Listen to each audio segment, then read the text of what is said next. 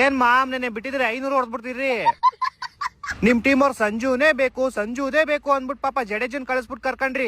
ನಿಮ್ Sanju 8 ball 7 run ನೋಡ್ಬಿಟ್ಟು ನಿಮ್ ತಲಾಗ ಒಂದ್ ಟ್ರಿಬ್ಯೂ ಕೊಟ್ಬಿಟ್ಟು ಮನೆಗೆ. ಸಂಜು ಸ್ಯಾಮ್ಸಂಗ್ ಔಟ್ ಆದ್ಮೇಲೆ ಒಳ್ಳೆ ಒಣಗೋಗಿರೋ ಮರ ಇಂದ ಹಣ್ಣುದ್ರಲ್ವ ಆತರ ಪತ ಅಂತ ಉದ್ರಲ್ಲ ಎಲ್ಲಾರು. ಒಂದೊಂದಲ್ಲ ಇನ್ ಈ ಕಡೆ ಜಡೇಜಾ ಕೇಳ್ಬೇಕಾ, ಎಲ್ಲಾರನ್ನ ಔಟ್ ಮಾಡಿ ಹೆಡ್ ಶಾಟ್ ಬೇರೆ ಹೊಡಿತ ಡಿಶ್ಕೆ ಅಂತ. ಯಾಕೋ ಮಾತೇ ಇಲ್ಲ, ನಾಲ್ಗೆ ಬಿದ್ದೋಯ್ತಾ ಇಲ್ಲ ತಿಕ್ಕ ಉರ್ದೋಯ್ತಾ? ಏಯ್ ಫಸ್ಟ್ ಮ್ಯಾಚ್ ದೇವ್ರಿಗೆ ಕಣ. ಹಾ ಸೋತ್ ಮೇಲೆ ಎಲ್ಲಾರು ಹಿಂಗೆ ಹೇಳೋದು. ನಾನು ಸೋಲೋರ್ನ ನೋಡಿದೀನಿ, ಈ ತರ ಹೀನೇ ಯಾಕವಾಗ ಸೋಲು ಚೀ. ಲೋ ಆಲ್ಮೋಸ್ಟ್ 20 ಓವರ್ಗೆ 127 ಯಾರೋ ಹೊಡಿತಾರೆ.